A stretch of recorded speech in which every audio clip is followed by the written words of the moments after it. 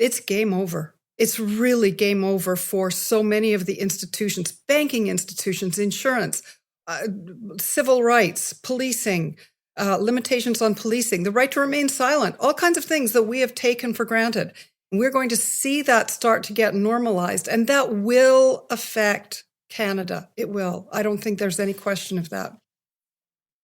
Well, that was depressing. My name is Brittlestar, not really. And I'm Sandy Garacino, really. And this is Canada Watching U.S. News. Well, hi there. Welcome to the very first episode of Canada Watching U.S. News, a podcast where myself and Sandy Garacino take a look at what's happening in the U.S. and how it affects us and wonder, just quietly, if the U.S. ever thinks of us up here. I think we're the first podcast actually ever to be derived or optioned from a GIF. So that's pretty great. I've just as in honor of that, I've got the actual curtains from the GIF as well, and ketchup chips at hand, just in case. Bruce Heyman is here as well. He's the former U.S. ambassador to Canada, and he's already regretting his decision to be here. Thanks for being here, Bruce. Pleasure, and you didn't send me the ketchup chips, so I'm a little disappointed. It all hinges on your performance today. See how it goes. See how it goes. I've always been fascinated by, the relationships between Canada and the U.S. because from a cultural point of view, I'm just going to get into it right away. From a cultural point of view, the U.S. is so powerful and so overwhelming and has seeped into every part of, Canadian culture. And but certainly in my lifetime growing up, I watched American shows and listened to American music and all that kind of stuff. And it was just sort of initially, I remember thinking as a kid, there's a picture of myself and my mom when I was about 10 years old, and I'm wearing a forever free American flag hat with an eagle on it and a University of Florida t-shirt. I was really all in on it. And I remember in grade 7, I begged for and got a USA Olympic hockey jersey with my number on the back of it. So I've been fascinated by American culture, and I've been fascinated by the fact that we live next door to this huge thing and we're not part of it. And it becomes really evident. And then I think that's all. I mean, my views changed as I got older and I became a little less embarrassed to be Canadian, I guess, and happier to be Canadian in some regards. And there's lots of aspects of America that I love. But again, I'm always fascinated the effects that America has on Canadian culture. So one of the things that really stuck out is in 2016, of course, when Trump was elected, I noticed this change. And I was like, I think we're like the chasm between Canada and the U.S. is maybe getting bigger. And now I'm not sure it's getting bigger at all. It seems to be seeping back and forth, in either direction, not in either direction, mainly from south to north. And it's fascinating to me. Sandy, how do you feel about the impact of living so close to such a huge place? Well, like you, Stuart, I grew up and we had our faces pressed against the glass of the American behemoth, largely because we were the television generation. We're coming to the end. The television generation is over. There's a different kind of media now. But my generation, I was born in the 50s, and my generation was that original. I saw somebody the other day saying, well, American never was about Walter Cronkite. And I, of course, looked up his birth date because it's like, what have you been smoking that you think that America was not Walter Cronkite? It absolutely was. And we really were, My American Cousin was an old movie from nobody watching this or listening to this is going to know that movie, but it was a Canadian movie. And it's like the American Cousin was the hot guy in a hot rod convertible type of thing, and we were just the hick kids sitting on in our little small town waiting for the hot guy to come along, and that's kind of how it felt. And now it's a little bit scary. That hot guy might be wearing Proud Boy gear, and it's all changed. It's really changed, but One of the things as you're talking, and I'm thinking about this whole thing about the television generation, is that I do think that our fracturing media has had shattering impact on national identities everywhere, and this relationship in particular.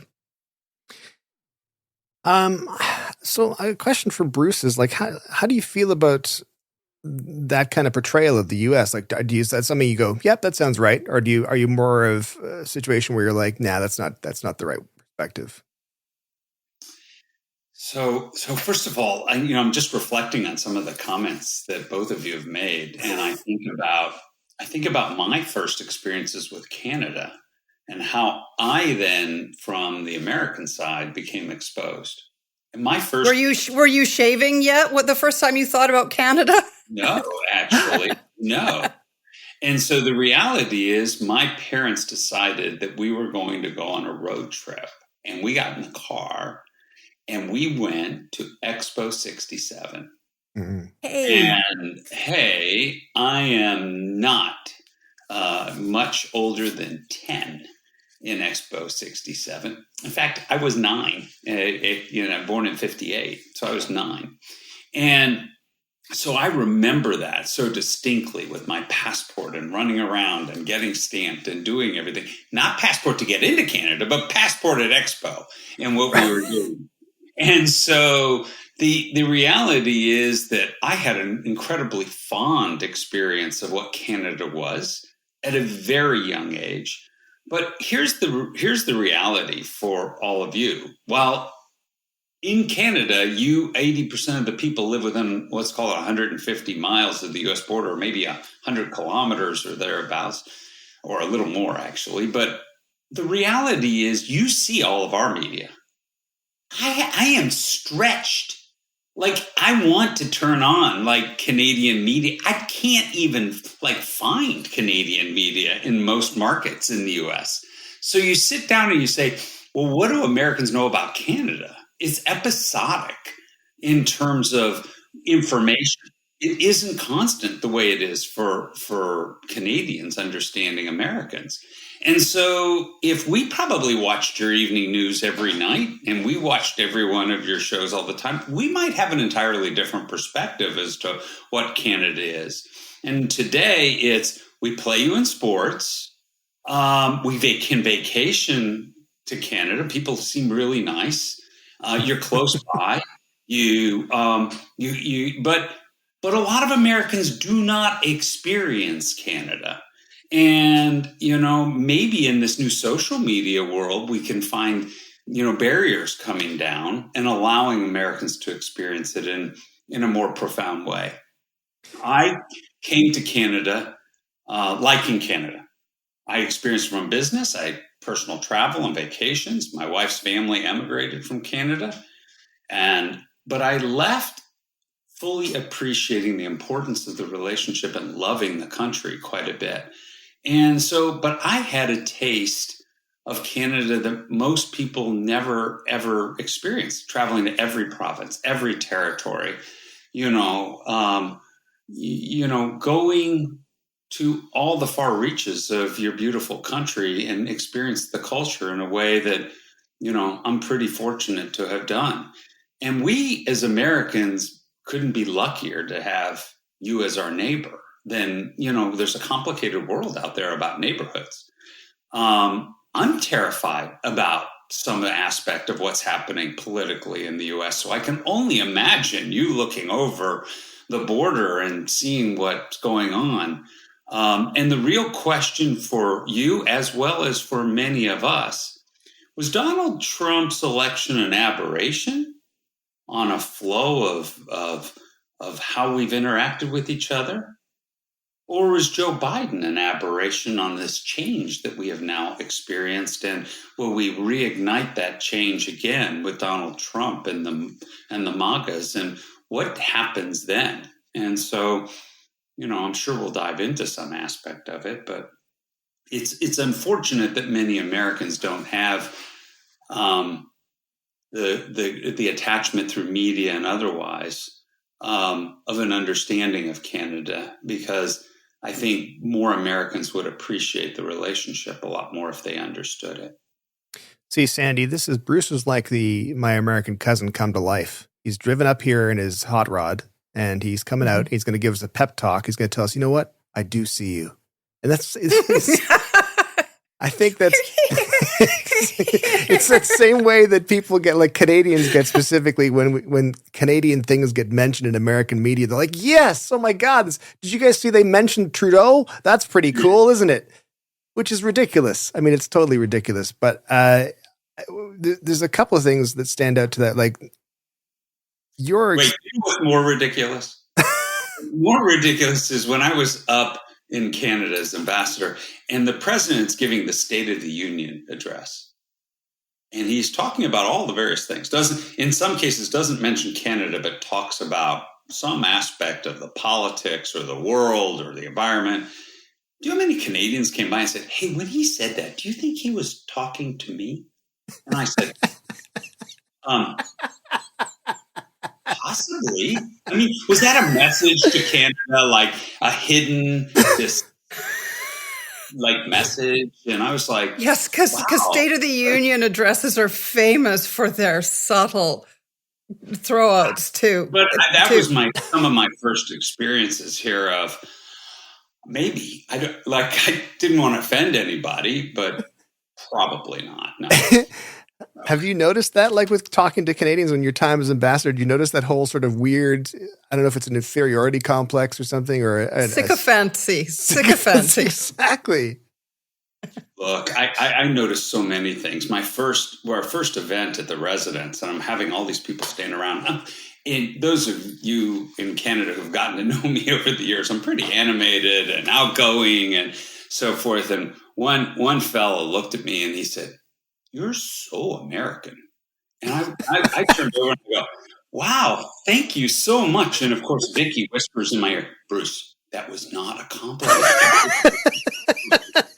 And I'm like, "Really?" Like, so it was very un-Canadian to say that. Well, I guess the person was comfortable, had a few drinks at the house, and hey, but a little American. Yeah. American. So now I give speeches. Before I give the speech, I said, so I'm going to sound so American here in this speech. So, but when you're talking, Bruce, and talking about American perception and media about Canada, and Stuart, what you're saying as well is reminding me of how much Americans are primed by preconceptions about Canada, and nothing could be a better example of that than during the convoy occupation of our capital city, when American media, I remember the New York Times carrying on, interviewing a yoga instructor as if this is a representative of the convoy occupation of these truckers. And they just couldn't get over, but they're bouncy castles. And they kept on with this. They could not see, notwithstanding that Donald Trump, Ted Cruz, Greg Abbott, Ron DeSantis, Alex Jones, Jack Posobiec, and the entire MAGA world was pounding the table to get support to the convoy. And Tucker Carlson from his platform on Fox and others. And of course, now the framing that you see on Fox, because we do see media about Canada from the right, which is about the catastrophe of, Trudeau that has turned Canada into this communist hellhole. And so there's a very strange kind of thing. And I don't know how much that's seeping in. And of course, every time Americans talk about Canadian healthcare, they get it completely wrong as well. Yeah, it's seeping in. It's not seeping in so dramatically because so many people have experienced Canada through travel and tourism and love visiting Canada and so forth. But, the MAGAs are so, persuaded of certain facts that aren't facts. They're all what was once described as alternative facts. And so, we're in that world now, unfortunately, and competing with that narrative is really, it's hard because people only watch what, a stream of what they feel comfortable with. And so they don't hear alternative perspectives. And then some of the social media sites, for me, I like cooking roast beef. I had to unfortunately put that in, like, can you show me videos on cooking roast beef? I only watch roast beef now, like all day long. I mean, you think I was like dying for roast beef every minute now, and it was just. This is artificial intelligence, Bruce. This is what artificial intelligence will do to you. Definitely artificial. That's true. But, that's the reality that we're in now, unfortunately. And so these narratives, and I'm deeply concerned as we get into the political season, as we're talking about U.S. Canada, that this narrative is going to get worse because swing state Wisconsin is right above me here in Illinois, and Donald Trump last time around, was yelling at the dairy farmers because Canada was taking so advantage of them that he goes to his playbook often and pulls out the old hits that he thinks works. And so I am, as I'm sitting here today, I would not be at all surprised that he uses the Canadian narrative again this fall. And, remember, he taxed steel and aluminum on the basis of U.S. national security. Like, on what basis on the planet Earth should we worry about U.S. national security with Canada at any level? And, of course, he uses that as a tool to extract outcomes. And so he is that way. And so this campaign season is going to be challenging for Canadians because they're going to look over and it's going to be buy America, build America, America only. And it's going to, they're going to be competing with each other in a political narrative that is going to feel very uncomfortable. I mean, I can't speak to specifics on this, but my general feel is that what's interesting is that, a Trump presidency compared to a Biden presidency, it's like, well, we want to stick with Biden. As from a Canadian perspective, to me, it seems evident we want to stick with Biden. However, I'm not sure that it's necessarily economically any better for Canada. It's just sort of, it feels like that very Canadian way of like, we don't need someone standing up in the canoe. We need to just sit down, man. Everyone just stay calm and stay calm. We can see that sort of chaos that Trump brings to the office, and no respect for the office as far as I can see anyway.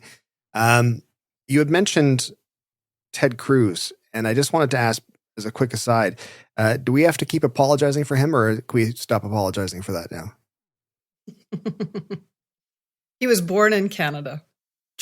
Bruce is not saying anything. He's very diplomatic. That's how he got the job. Full disclosure, I know Ted Cruz, and his wife and I worked closely together.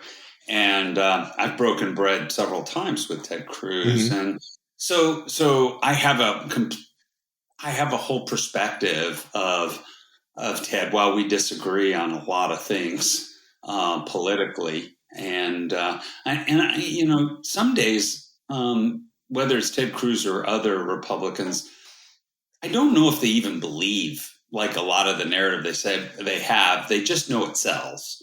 And so they package it and run with it. I mean, Ted Cruz is Ivy League trained, smart lawyer, knows the facts. And sometimes the narrative that comes out feels less than a Harvard lawyer and more of a political, operative, political opportunist and so forth. So, there was always the dinner I'd sit there and the two of us would agree we weren't going to talk about politics and try to talk about kids and so forth. And gosh, somebody else at the table would say, hey, what are you thinking really about gun control? And how could you be okay with that? And he then looks at me and goes, I didn't bring it up. I just want to let you know. And I'm like, yeah, well, I'm curious to hear the answer, by the way, since we've dove into it. And so, look, he's definitely yours, though. He's definitely He's Calgary's. Exactly. We'll just lay the blame on Alberta entirely. Yeah. What's fascinating to me and is, that political aspect of how I see some of the Republicans in the U.S. who will take stands and they will say certain things and do certain things and then just abandon those stands and essentially seem spineless or seem like they're just flip-flopping or whatever. I look at people like Lindsey Graham and I get people like, and again, with people like Ted Cruz, like many politicians, you meet them and go, yeah, nice enough guy. Seems nice. Seems fine. And then we'll say the most egregious things. And then sort of like, well, as you said, that sort of sells. Is that across the board in the Republicans? Do you think that's, I think it's everybody. I think is it just politicians in general or what is it? Well, it's not politicians in general because there are exceptions to the rule. But let me just take a minute to explain something that is sometimes hard to understand for Americans and Canadians alike, how we got to this place. But we do this crazy thing. It's called gerrymandering. And like people, what is a gerrymander? Well, we have members of Congress and we allow like the states in many of these states to draw the districts in which they live. So like that neighbor would vote Republican. So we're going to include that one, but that one's Democrat. So we're going to exclude them. And they'll draw these crazy congressional districts just so, and the Republicans have been very good about it, just so the Republicans can be sure to beat the Democrats in that district. Like almost, like 99% of the time, the Republicans will win. But what they created was this unexpected outcome. And that unexpected outcome is good news. You drew this thing, you gerrymandered it so that the Republican wouldn't lose, but the Republican's now vulnerable to attacks from within. Mm-hmm. And so what Donald Trump did, and the MAGAs have done, is they basically say, you're pledging loyalty to Donald Trump. And if you don't pledge loyalty to Donald Trump, we're going to primary you and we're going to knock you out. We're going to cut off your funding. We're going to go with your opponent and we're going to squeeze you. And so what ends up happening is they go, Uncle, oh yeah, I'm all for him. Everybody lines up. And then people all start lining up. And then there is this reality of like a mob boss squeezing people to go with policies that they may not believe in, but they know that their career, their job, their life, their family, the whole thing will be destroyed by this group if they don't fall in line. So this unintended consequence. Sorry, Sandy. Yeah. No, go. And one of the things that always that I'm waiting for is for media to start asking the question: what was the phone call? Did you get a phone call from Donald Trump before you came on this show? Did you why aren't they not? Because there's always this pretense, this illusion, everybody's maintaining this fantasy that the opinions that are expressed on national television and on all these media platforms and on social media as well are the genuine opinions of the speakers and not a playbook and a script that they have been handed. I was just listening to NPR's This American Life, and they're talking about the MAGA influence. And I think it's Stephanie Grisham, who was the press secretary for Melania Trump, who had in a previous existence worked for Mitt Romney. And she said she found herself being on national television calling Mitt Romney scum. That word, scum, about a man. And she said, and I had worked with him and I liked him and I respected him. And she's having to say, I had to ask me. And she got a call from Donald Trump saying what a great job she had done. And I would really like media to drop this pretense and start pulling back the curtain and saying, you were told to say this, weren't you? And being pressed about that. Is there any sign of that coming from anywhere, Bruce? No, 3 weeks ago, this crazy story, which I think, which describes almost exactly what you're saying with Stephanie Grisham. So here's this deal. There is a member of Congress, his name is Bob Good, and he's from Virginia. He is the chair of the Freedom Caucus. I mean, we are talking like to the right of the right of the right, right? And he's chair. He made one mistake. His mistake last year was he supported DeSantis for president instead of Donald Trump. So guess what a couple weeks ago happened? Donald Trump came out in support of his opponent. Like this is like your MAGA guy, his opponent. And he wasn't, Donald Trump's language was he wasn't sufficiently on our team. He wasn't loyal to it. Loyalty to Trump. And he's showing the group that he picked the most conservative guy, but he went off the reservation to support DeSantis. He's going to pay a price for that. And so there's a whole article about, wow, Donald Trump went against his own in this way. But that's how they're all in line. That's how they all say what Stephanie Grisham said that she said. That's how their talking points are 1, 2, 3. And funny enough, you turn on the news, every single person has the exact same talking points. 1, 2, 3. And that's why isn't that the story? Why isn't the story not the political effect? Oh, he could get primaried. Oh, Donald Trump supported him. But why aren't these people being confronted and asked point blank, have you received phone calls or emails directing you and directing what you're to say on this program? Because I don't think they'll answer the question. Yeah. Yeah. But why aren't they asked? I mean, that's the media's job. Ask the question. I think the thing that boggles my mind more so than the media coverage of it, because I think you're right, Sandy, is that those questions are they seem pretty evident that they should just be, you're asking almost a rhetorical question. But I feel that there's got to be a breaking point at some point for Republicans. I think back to, again, like Lindsey Graham, where there's him You're saying, so cute.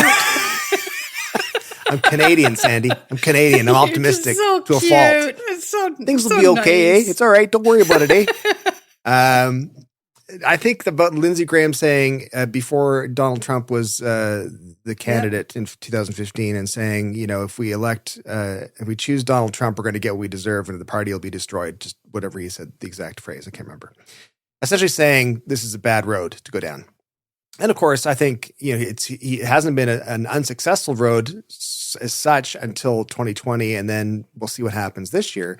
But I understand that individually you're going to have somebody who's the candidate somewhere in the States, and he's got to toe the line because he's got his mortgage riding on the line, he's got his kids' education, he's got his health care, he's got all that stuff, and he's got his whole life is riding on him making sure he toes the line and sticks to messaging.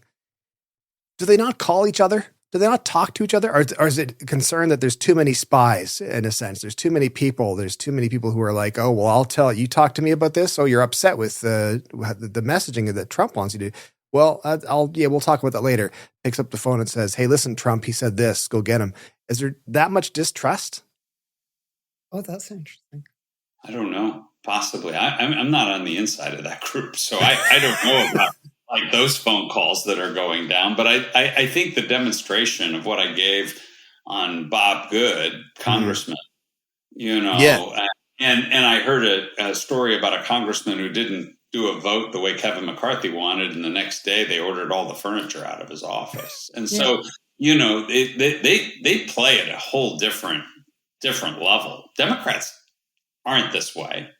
And while they're strong and they want people to vote and they want to come together, and it's less disciplined, but maybe for a really good reason. I mean, there are people who have independent views and they can express those, and that's what people elect their members of Congress to have, represent them.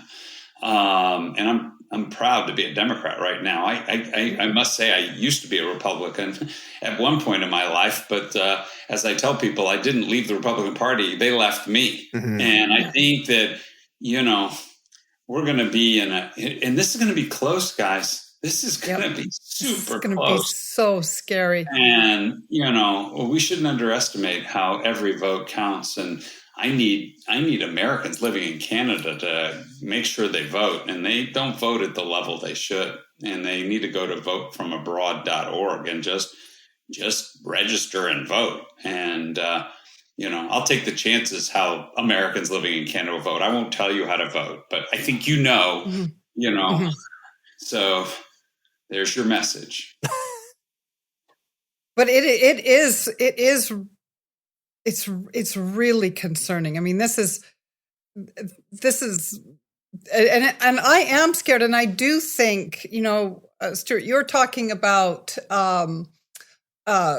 does it really matter whether for Canada whether it's Biden or Trump? And I think the answer to that is it's going to matter a lot, and and even our federal election will matter a lot if it's Trump, and then we go to the polls after that. Whoever, I think that there could be an outcome there. If Poilievre is elected, we might be out of the crosshairs somewhat. But let's make no mistake, Donald Trump is not about America first. Donald Trump is about Donald Trump first. Mm-hmm. And so everything is going to be seen through the lens of how can we show fealty? How can Canada kiss the ring?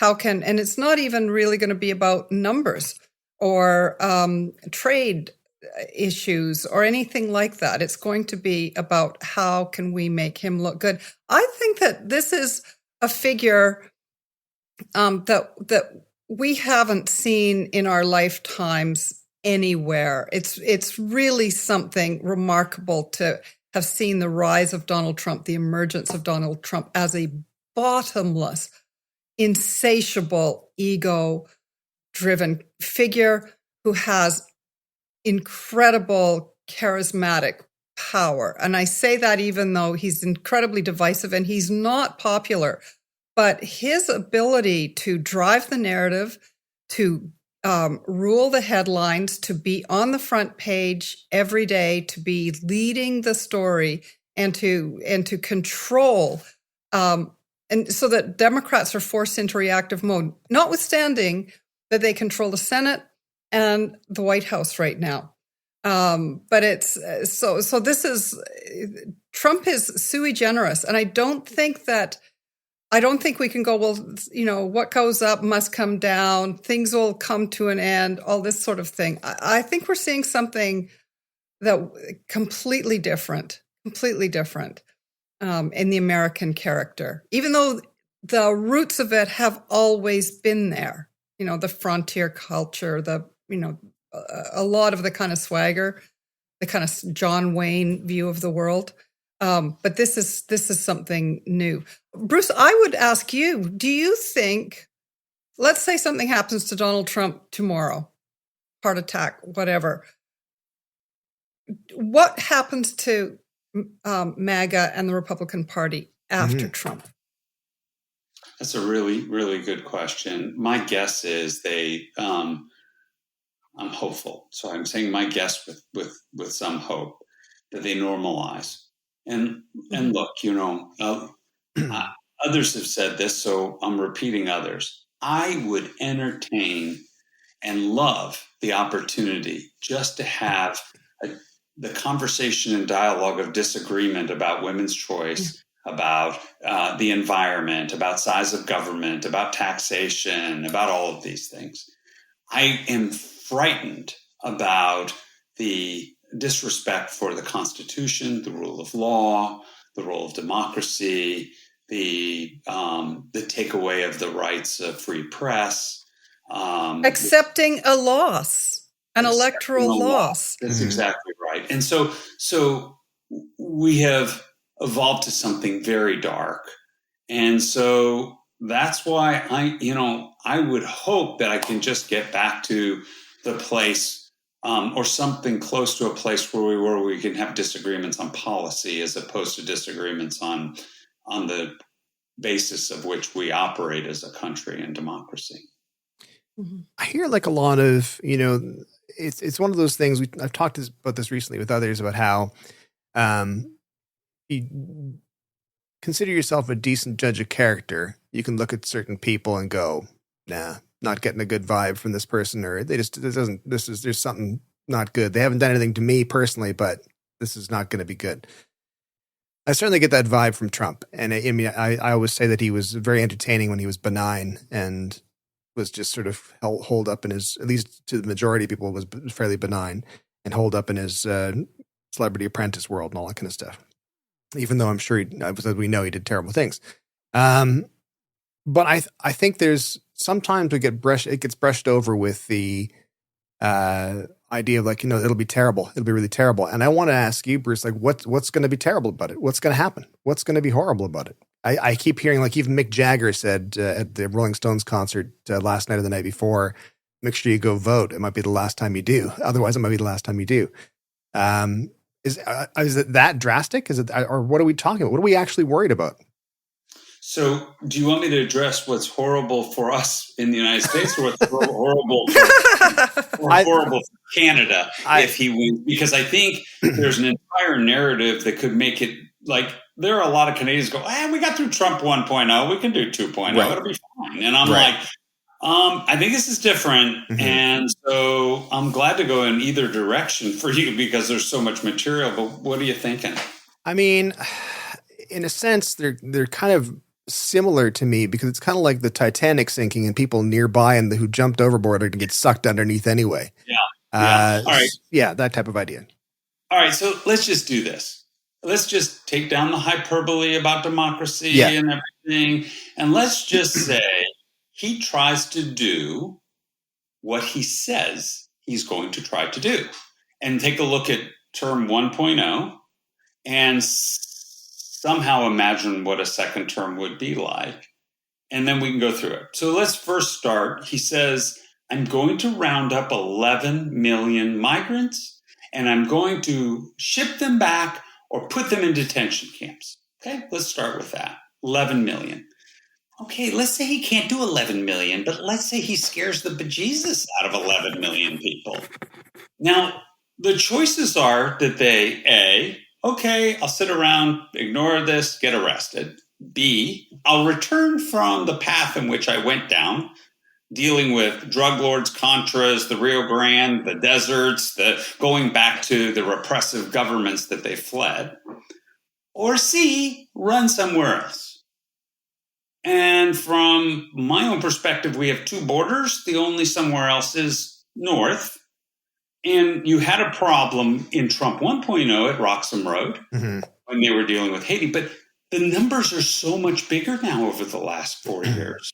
I mean, we're talking millions and millions of people that it doesn't take a very large percentage to activate and get scared and run. And if that happens in February, it could be really complicated for Canada to tackle that in a freezing cold environment in a very long, what we have proudly said, an undefended border between the two of us. So that's just one point. But then we can go abortion bans in the United States. We can go NATO not hitting 2%.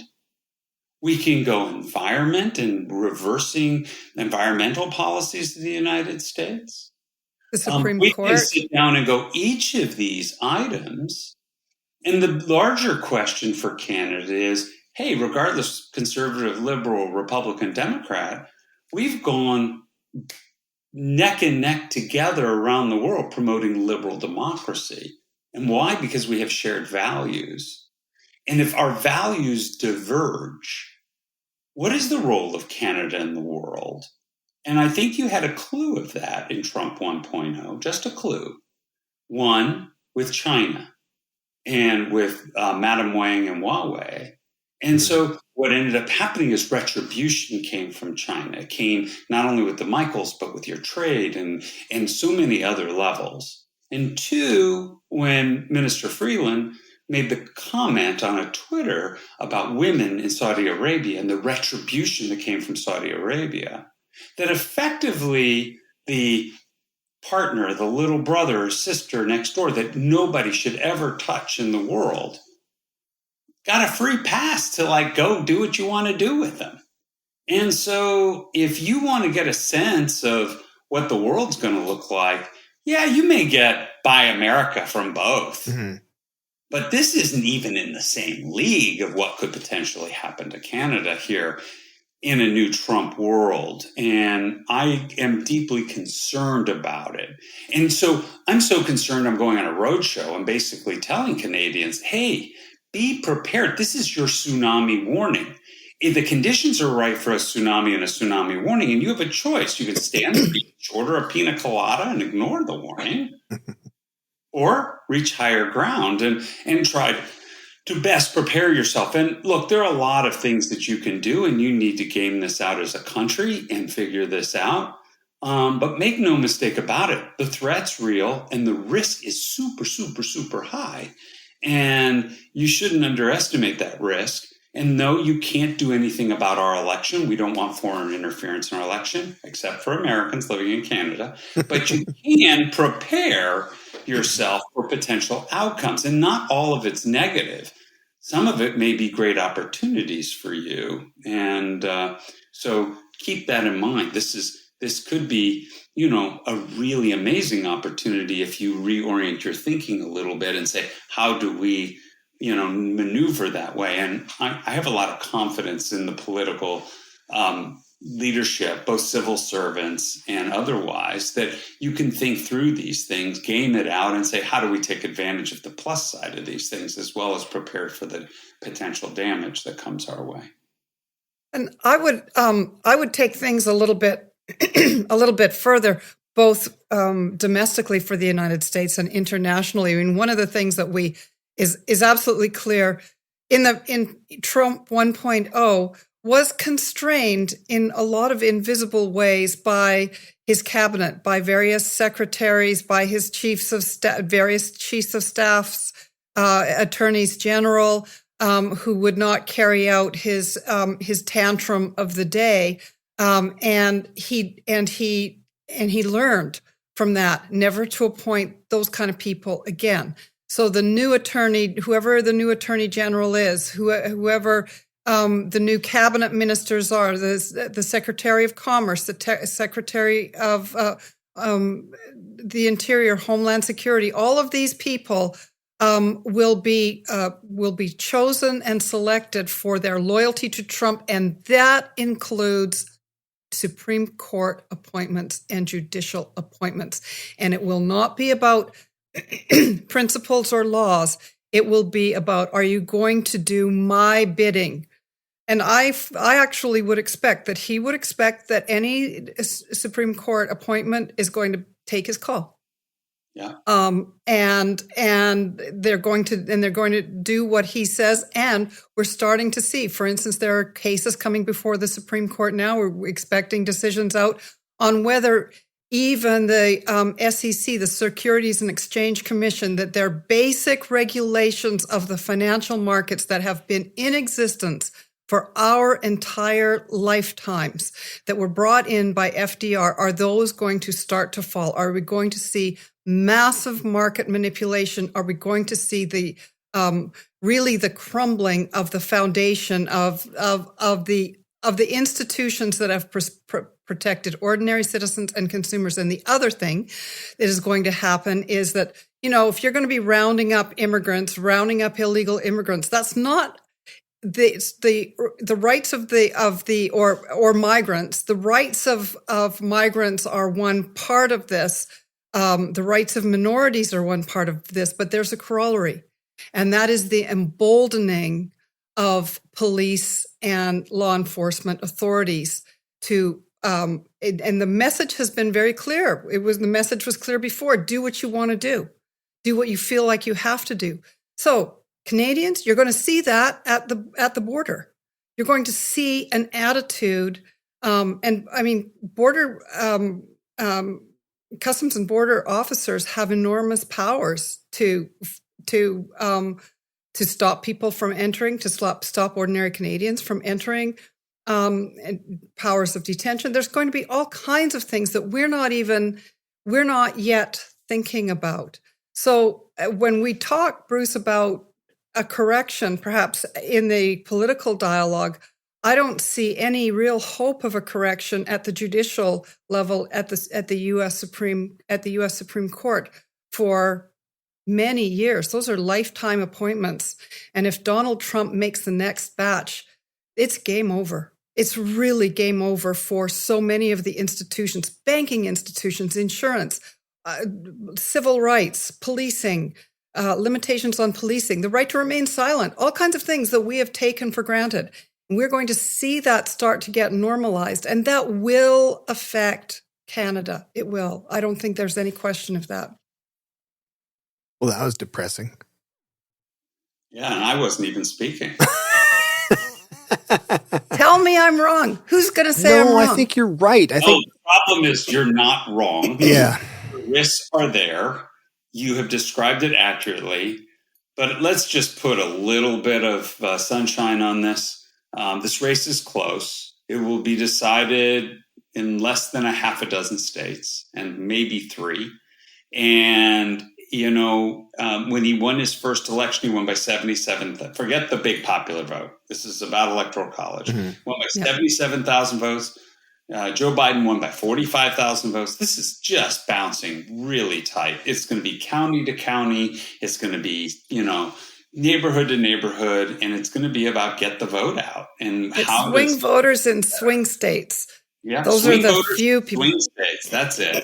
And just so everybody understands what those states are: Wisconsin, Michigan, Pennsylvania. They call that the blue wall. That's right up in your neighborhood, Canada. Americans living in Canada.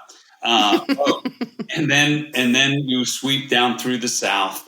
Some people think North Carolina. I don't really think so. But Georgia and Arizona and Nevada, that all swings through. Those are your 6. And, I think that's it. And I think the whole national race is going to be on that. While there's going to be a national race because we're going to be fighting for the House and the Senate as well. And I think that right now the House looks better than the Senate, but it's still, neck and neck on all of these. And it's going to be a tight race, and it's going to be intense between September and November 5th. It's going to be just intensity like we've never seen.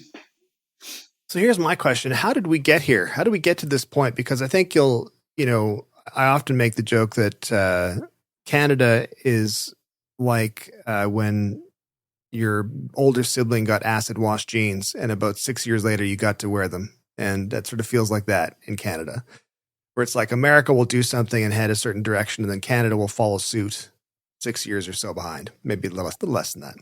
Don't do this. What's that? Don't do this. Don't do this. Exactly. But I mean, I think Sandy would certainly concur as well. And I'm sure you've seen it as well, Bruce, is that there's an attitude shift that's happened in Canada that is eerily similar to 2016 and forward from there. US. I think we watched that whole attitude, that sort of breakdown in civility, that breakdown in these checks and balances that we turned out were just sort of nothing more than be a good person. And everyone's like, be a good person. I want to make money, or I want to get power, or whatever. That concerns people. What changed that? Like another aspect of that is, just to add on top of it, is this idea that the majority of Americans think that the country is economically depressed currently, and it's not. Right. And it's certainly easier to tell someone things are terrible and have them believe you, because they might think to themselves, well, it's not too bad for me, but I better keep my mouth shut. Yeah, things are terrible. Than it is to say things are okay. Things are on their way up or whatever. So what changed? What happened? I wish I could tell you it was a flip of the switch, light bulb kind of on off moment, but it was more of a rheostat moment. And so, or the frog boiling in the pot of water, and you keep moving the temperature and the frog thinks it's just comfortable until all of a sudden it's too late. That what was happening over a period of time, and yes, I think NAFTA played some initial part of this, but corporations themselves were looking for ways to maximize their revenue and closing down factories in the US and moving, at least the swing component for them was labor. And they moved to cheap labor areas around the world. And we laid off lots of people in the US. Plants closed. Communities were disadvantaged. It was shocking. And people were like, oh my God, my grandfather worked in this plant. My father, I worked. And all of a sudden it's closed on Tuesday and all the jobs moved to Mexico or China or Vietnam or somewhere else with cheap labor. So that was the beginning of that.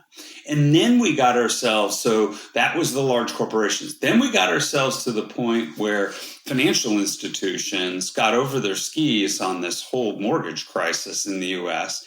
And people who thought, gosh, I'm just going to work every day, doing my normal thing. And all of a sudden, I've lost my job. I've lost my house. What just happened in this great financial recession that had nothing to do with them? And so the authorities that they relied upon throughout this time period, and then, of course, we get to COVID.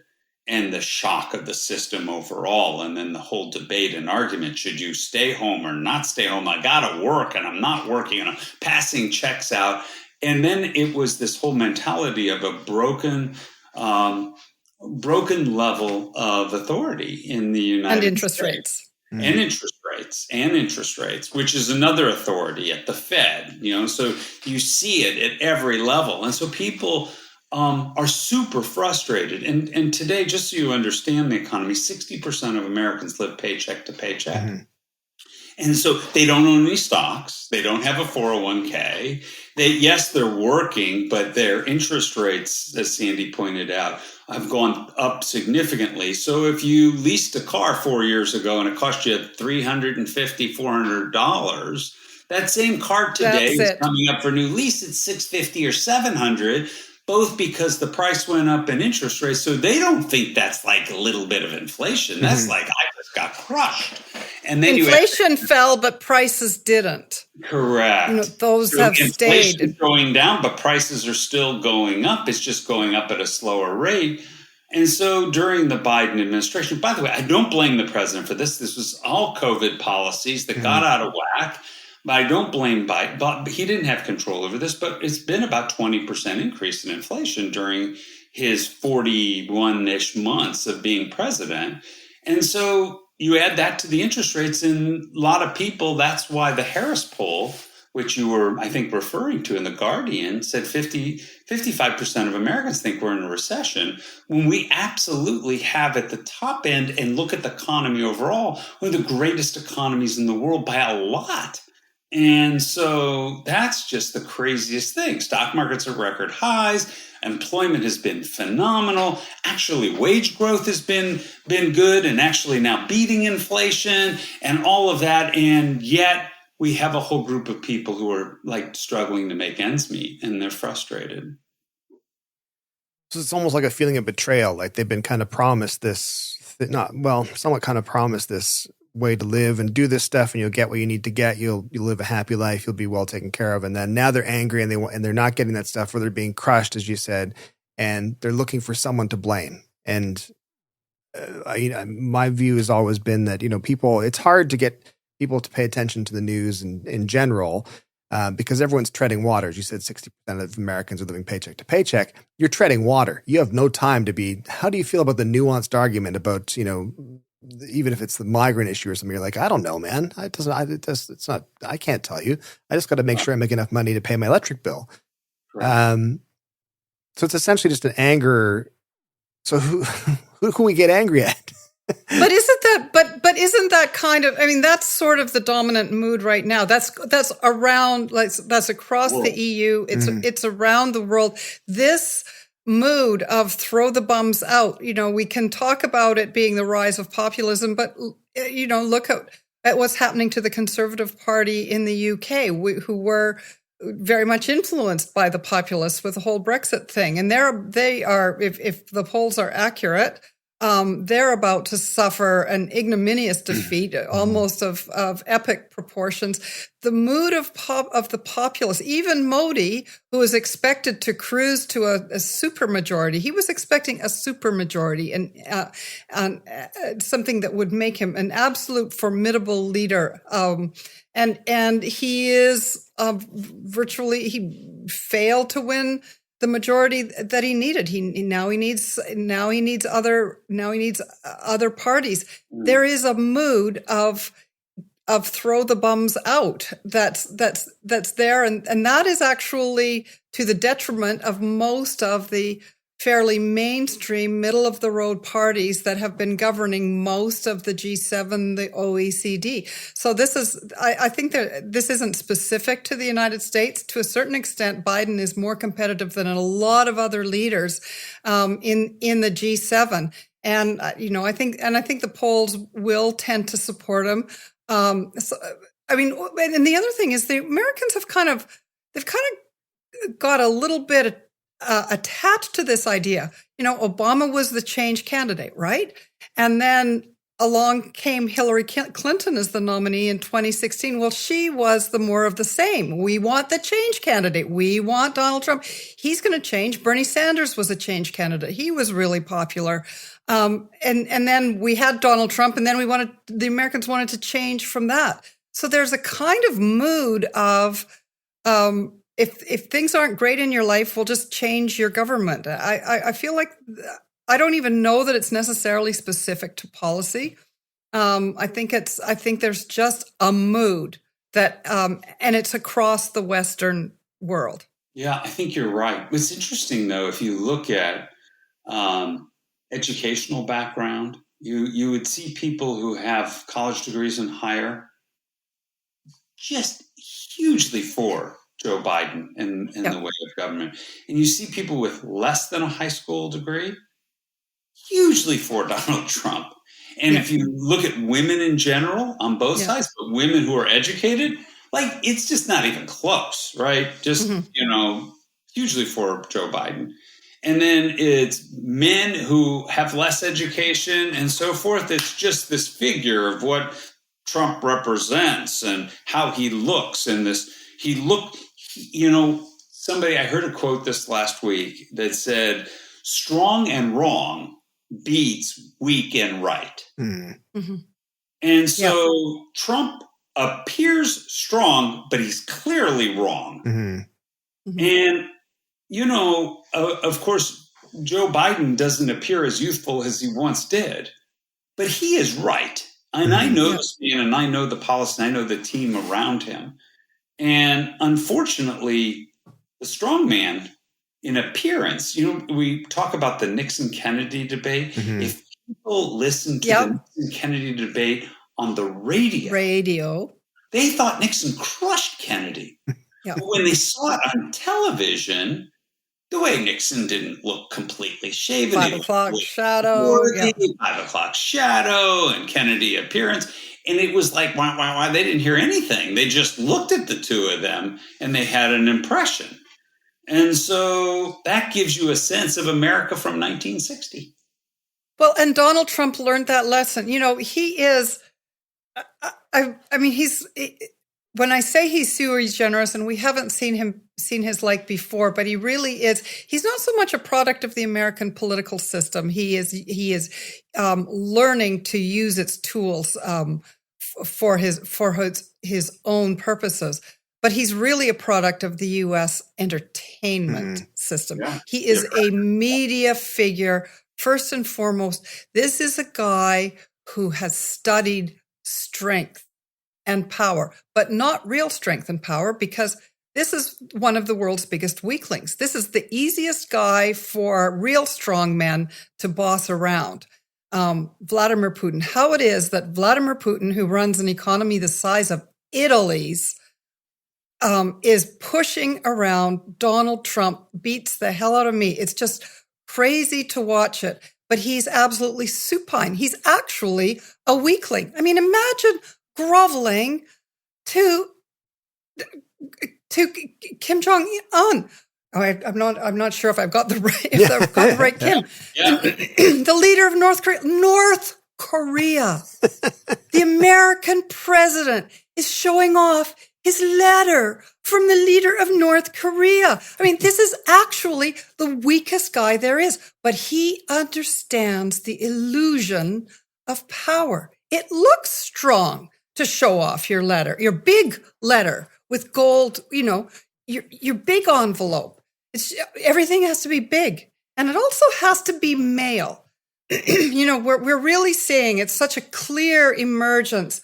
The whole backlash that we're seeing, the whole wokeism, and a lot of this is about cultural backlash, but it is also unmistakably male, He-Man, big silverback gorilla, chest pounding nature. And yeah, you're right about the weak, and that is where Biden is an unfortunate contrast, even though I actually still am in the camp that, well, for better or for worse, he is the candidate. I'm not sure there would be a better candidate against Donald Trump than the sitting president, someone who has full control of all the levers of power. And despite everything that is said, I don't think you could run a government as competently as this government has been operated and not be in full control of your marbles. But that appearance is, it's unmistakable. Sandy, I know Joe Biden, and I know the team around him. And I will tell you every single day of the week, this is as competent a group of people dealing with a complex world and a set of problems that I fear the next group, if it is Donald Trump, would come in and how we would handle the complexity of Europe, NATO, Ukraine, Middle East, Gaza, and Xi, and all of the other complexities that are happening, and the potential renegotiation of the North American trade agreements that we've been updated and put in, and all of the threats that could potentially take place, and the disruptive nature that could happen domestically. Joe Biden's a good man. He's honest. He has a moral compass that points due north and to Canada. And but in all seriousness, the team around him is exceptional. It really is. It really is. That you look at a leader and you say, okay, you can't lead the whole world, the U.S. Who do you have around you?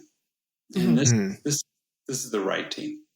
Trump certainly is a man who understands marketing, and marketing is, life is marketing, but at the same time, marketing doesn't solve problems. Marketing just sells stuff. It's interesting. And just coincidentally, we'll finish up here for today for this episode. But I was emailing Sandy and wrote out your full name, Bruce Heyman, at the end, and it autocorrected to He-Man. Is that a coincidence? I don't know. Might not be. Not in my family. Thanks so much for chatting with us today. And thanks so much, everyone, for watching and or listening to Canada Watching U.S. News. You can subscribe at CanadaWatchingUSNews.com. You'll get an email notification whenever it's ready to go out. And of course, you can find us on all your favorite podcast platforms. Thank you, Bruce. Thank you, Sandy. We'll see you guys in the next episode. Pleasure. Thanks, guys. Bye.